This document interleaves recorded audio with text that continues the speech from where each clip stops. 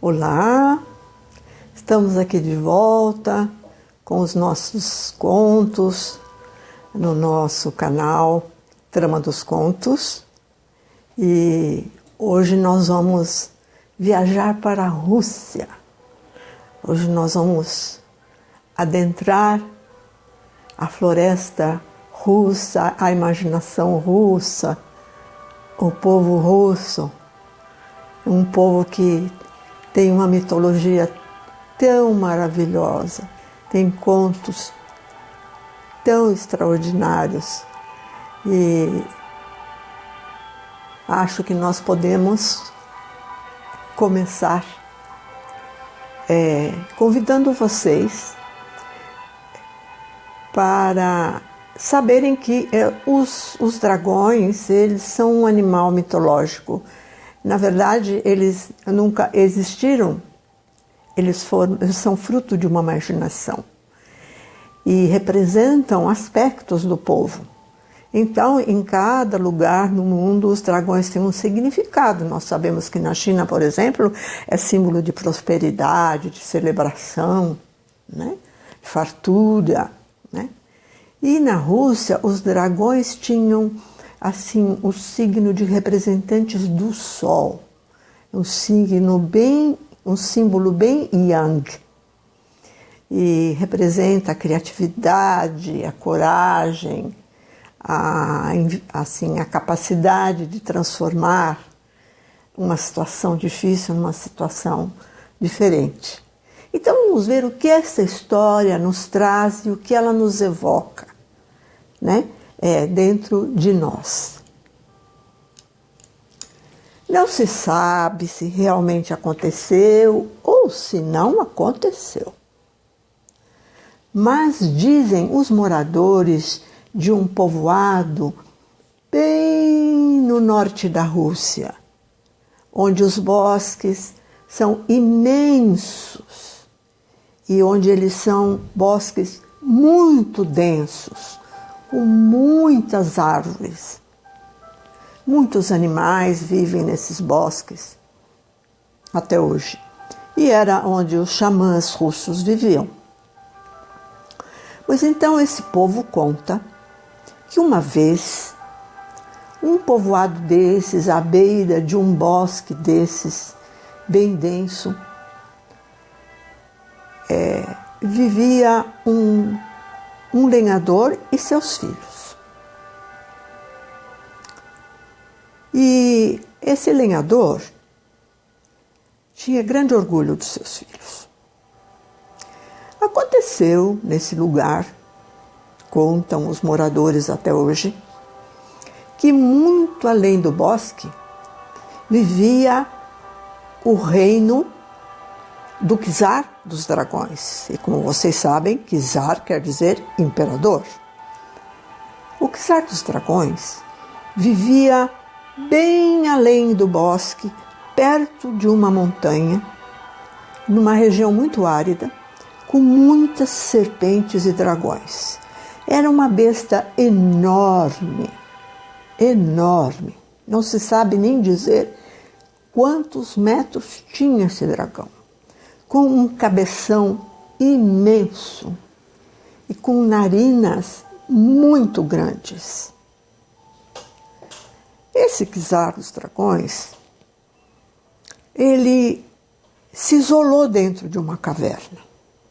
Diziam que ele estava muito, muito irritado com tudo. Estava irritado com tudo que brilhasse. Estava irritado com o sol, estava irritado com a lua, estava irritado com as estrelas. E que é pior ainda, que ele detestava a terra e tudo que existia sobre a face da terra. Os animais, os pássaros, as plantas. O czar odiava. Ora, ele se escondia no fundo de uma caverna, no lado mais profundo dessa caverna e mais escuro. Um dia, um pastor passando por perto da caverna onde o czar dos dragões se escondia, ele viu o dragão sair da caverna, colocar aquela cara imensa para fora e esperar que o sol, que estava nascendo no horizonte com aquelas cores amarelas, alaranjadas, lindas que o amanhecer tem, ele esperou que o sol se levantasse, ergueu aquela cabeça imensa e agarrou o sol e o arrancou do céu e o trouxe para dentro da caverna. Imediatamente se produz no ambiente uma situação de escuridão. As pessoas começaram a achar que havia um eclipse. Esperaram até o fim do dia, quando o pastor chegou e explicou na aldeia que ele tinha visto o dragão arrancar o sol do céu. Ora, as pessoas começaram a pensar: o que vai ser de nós neste lugar sem o sol? Alguém falou: mas ainda temos as estrelas e a lua. Vamos esperar mais um pouquinho. Quem sabe o dragão se amansa e solta o sol. E foi assim que se passaram alguns dias. Mas a escuridão aumentava. E aumentava o medo das pessoas, porque as plantas começaram a murchar, os animais começaram a desaparecer e as pessoas começaram a entrar em desespero.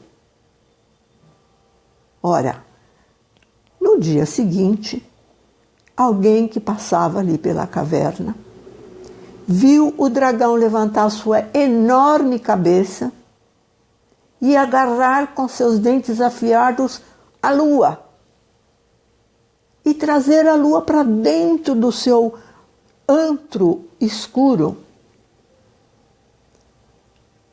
Ai, o manto estrelado ficou para trás, sem a lua. O firmamento ficou sem a lua. Os moradores do lugar ficaram muito preocupados. No dia seguinte, o dragão tirou a cabeçona para fora, deu um salto e começou a engolir as estrelas. E pouco a pouco ele conseguiu levar todas as estrelas maiores e mais importantes para dentro da caverna. Pelo visto, o dragão estava realmente enraivecido. Então, o lenhador, que se chamava Costrim, chamou os filhos e disse: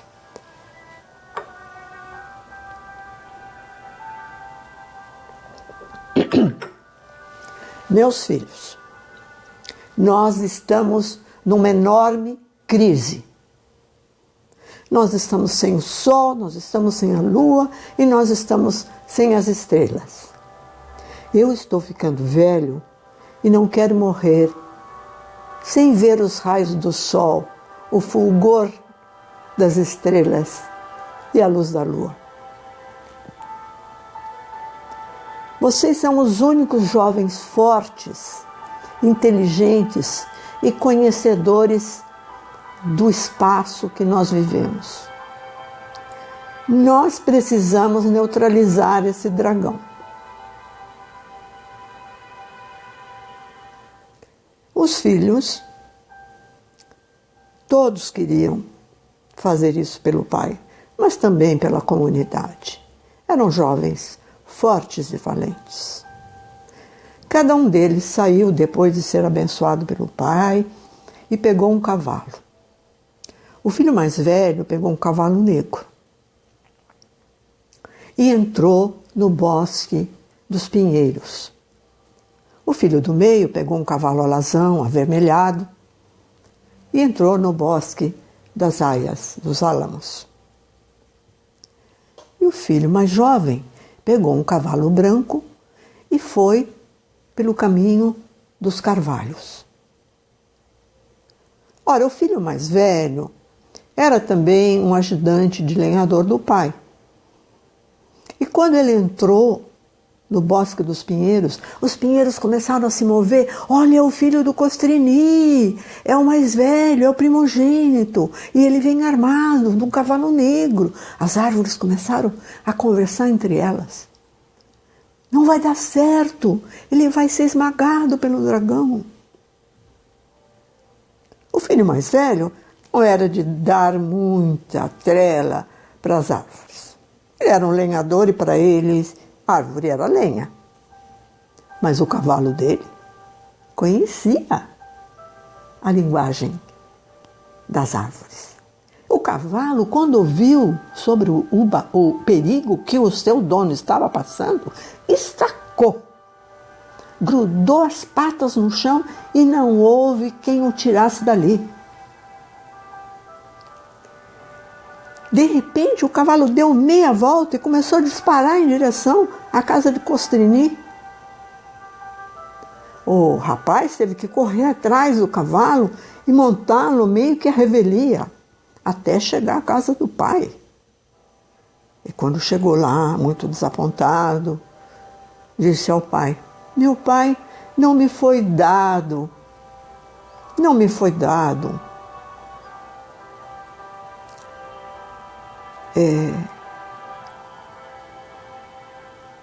tratar com o dragão. O pai disse: meu filho, o destino às vezes vai contra a nossa vontade. Você fez o máximo que pôde e por isso é abençoado. O segundo filho, no cavalo alazão, entrando no Bosque dos Álamos, das Aias, como quiserem chamar, as árvores, ai, o segundo filho do Costrini é aquele que é carroceiro, é aquele que só pega árvores velhas e doentes, nós gostamos tanto dele, vamos avisá-lo que ele não pode chegar perto do dragão. O cavalo ouviu aquilo e parou. O jovem começou a puxar a rédea, a bater no cavalo, a falar com ele e nada fazia com que o cavalo fosse para frente. O máximo que ele conseguiu foi pôr o cavalo para tomar um pouco de água. E aí já teve que voltar correndo para casa. O cavalo na frente, disparado. Quando ele chegou, ele disse ao pai: meu pai, não me foi dado abater o czar dos dragões. E o pai disse: meu filho, você fez tudo o que podia. Então, você está em paz e você será abençoado. O filho mais jovem era apicultor. Ele estava acostumado com o bosque. Ele adorava as abelhas, as flores, as borboletas, conversava com os passarinhos. Ele tinha toda uma relação com a natureza. Então, quando ele entrou no bosque, as árvores todas, ai, é o nosso xodozinho, é o filho mais jovem do Costrini, nós temos que avisá-lo, ele não pode ir sozinho abater o dragão. Ele percebeu que o cavalo estava com as orelhas muito de pé e que o cavalo tinha parado para ouvir as árvores. Então ele resolveu deixar o cavalo levá-lo. O cavalo o levou até o rio, começou a beber água e as árvores: ai, vamos chamar as abelhas, elas amam tanto esse menino. Quem sabe elas podem ajudá-lo. E as árvores começaram a se movimentar e chamar as abelhas. Aí o cavalo ficou mais atento, deu 3 relinchos. Nisso, um enxame de abelhas, com centenas de abelhas, formando uma enorme nuvem, foi chegando. Foi chegando e conforme o cavalo ia caminhando em direção à gruta do dragão, as abelhas iam junto. As árvores, ai, menos mal, o jovem vai bem acompanhado. E foram o cavalo, o jovem e aquela nuvem, agora já eram milhares de abelhas. Quando chegaram à porta da gruta, o rapaz disse: eu vou tentar abater o dragão. Puxou a sua espada e deu as suas lanças, aliás, e atirou uma lança no dragão, que foi como se fizesse cócegas. O dragão sacudiu a cabeça e já começou a mostrar os dentes e as garras. Então, nesse momento, o cavalo deu 9 relinchos e as abelhas entraram com tudo dentro da caverna. Picaram a cara do dragão, as orelhas, o focinho, o corpo, as asas, as patas, até que o dragão tremeu tanto e tombou de uma forma tão forte que a terra tremeu.